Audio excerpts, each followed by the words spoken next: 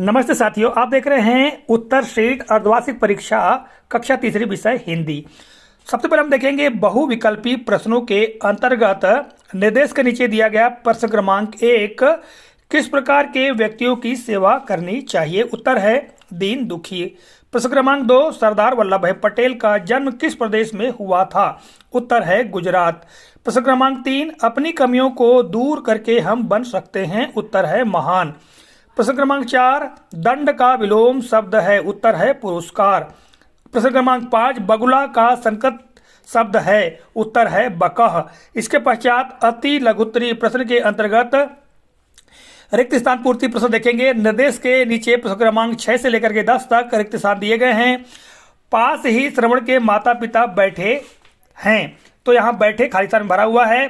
प्रश्न क्रमांक 7, एक पहलवान का नाम धरपटक, दूसरे का नाम मोहपटक था, तो यहाँ रिक्त स्थान में मोहपटक भरा हुआ है। प्रश्न क्रमांक 8, बहन भाई को राखी बांधती है, राखी रिक्त स्थान में भरा हुआ है। प्रश्न क्रमांक 9, बेटो तुम आपस में प्रेम से रहना, यहाँ प्रेम खाली स्थान में भरा हुआ है। प्रश्न क्रमांक 10, काल 3 प्रकार के हैं, वर्तमान काल, भूतकाल, भविष्यकाल। भूतकाल रिक्त स्थान में भरा हुआ है। इसके पश्चात अति लघुत्तरी प्रश्न आप देखेंगे। निर्देश के नीचे प्रश्न क्रमांक 11, प्रार्थना में किस से शक्ति मांगी गई है? उत्तर है प्रार्थना में ईश्वर से शक्ति मांगी गई है। प्रश्न क्रमांक 12, तालाब में पानी पीने कौन आता था? उत्तर है तालाब में पानी पीने हाथी आता था। प्रश्न क्रमांक 13, जब स्वामी जी कक्षा में गए तब बच्चों ने क्या किया? उत्तर है जब स्वामी जी कक्षा में गए तब बच्चों ने खड़े होकर उन्हें प्रणाम किया। प्रश्न क्रमांक 14, किम राष्ट्रीय पुष्पक अस्ति? उत्तर है कमलम राष्ट्रीय पुष्पक अस्ति। फिर प्रश्न क्रमांक 15, बहुवचन लिखिए, तो यहाँ पर राखी का राखियां, बहन का बहने। प्रश्न क्रमांक 16, संस्कृत का ये प्रश्न दिया गया है, कह श्याम वर्ण, उत्तर है काकः श्याम वर्ण। इसके पश्चात लघुत्तरी प्रश्न देखेंगे प्रश्न क्रमांक 17 से 22 तक। निर्देश के नीचे प्रश्न क्रमांक 17 देखिएगा, हमें किस प्रकार के व्यक्तियों की सेवा करनी चाहिए? उत्तर है हमें दीन दुखी व्यक्तियों की सेवा करनी चाहिए। प्रश्न क्रमांक 18 है, राजा दशरथ से श्रवण कुमार को क्या समझकर बाण लगा था? उत्तर है राजा दशरथ से श्रवण कुमार को कोई जानवर समझकर बाण लगा था। प्रश्न क्रमांक 19, साला जाते समय वल्लभ को क्या समस्या हो गई? उत्तर है साला जाते समय वल्लभ को पत्थर से ठोकर लगने की समस्या हो गई। प्रश्न क्रमांक 20, समूह से अलग शब्द पर गोला लगाकर लिखिए, तो यहाँ पर देखेंगे फूल के लिए अलग शब्द है पत्ता, वायु के लिए अलग शब्द है आकाश और स्त्री से अलग शब्द है आदमी। यहाँ नीचे उत्तर में दिए गए हैं।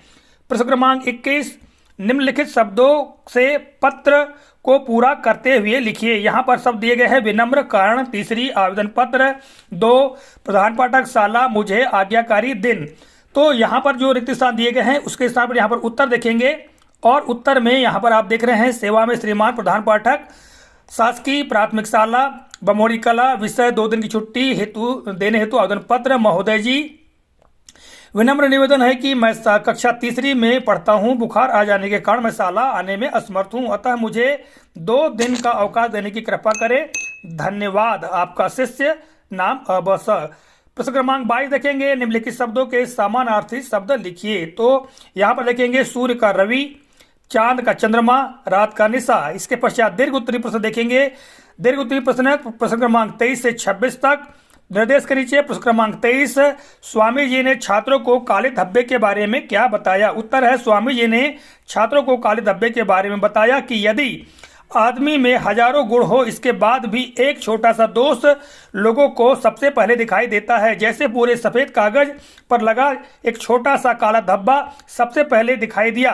अतः हमें दूसरों में दोषों को न देखकर दूसरे के गुणों को देखना चाहिए। प्रश्न क्रमांक 24, एक थाल मोती से भरा, सबके ऊपर औंधा धरा, किसे कहा गया है? उत्तर है एक थाल मोती से भरा, सबके ऊपर औंधा धरा, आसमान को कहा गया है। रात्रि के समय जब हम आसमान की ओर देखते हैं तो पूरा आसमान एक थाल के समान दिखाई देता है जो उल्टा लटका हुआ प्रतीत होता है। चांद, तारे, ग्रह, नक्षत्र आदि मोतियों के समान लगते हैं, इसलिए पहले के रूप में कहा गया है कि एक थाल मोती से भरा, सबके ऊपर औंधा धरा। प्रश्न क्रमांक 25, निम्नलिखित गद्यांश को पढ़कर उत्तर दीजिए। सुनीता सुबह 7 बजे सोकर उठी। कुछ देर तो वह अपने बिस्तर पर ही बैठी रही। वह सोच रही थी कि आज उसे क्या क्या काम करने हैं। उसे याद आया कि आज तो बाजार जाना है। सोचते ही उसकी आंखों में चमक आ गई। सुनीता आज पहली बार अकेले बाजार जाने वाली थी। प्रश्न है, सुनीता को कहाँ जाना था? उत्तर है, सुनीता को बाजार जाना था। प्रश्न क्रमांक 2, पहली बार सुनीता कौन सा काम कर रही थी? उत्तर है, पहली बार सुनीता बाजार जाने का काम कर रही थी। तीसरा प्रश्न है, सुनीता सुबह कितने बजे सोकर उठी? उत्तर है, सुनीता सुबह 7 बजे सोकर उठी। चौथा प्रश्न है, सुनीता बिस्तर में बैठकर क्या सोच रही थी? उत्तर है, सुनीता बिस्तर में बैठकर सोच रही थी कि आज उसे क्या क्या काम करने हैं।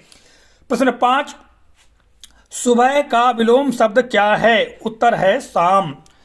प्रश्न क्रमांक 26, किसी एक विषय पर निबंध लिखिए। यहाँ विषय दिए गए हैं, गाय, दीपावली, परिवार। उदाहरण के रूप में गाय का निबंध लिखकर बताया गया है।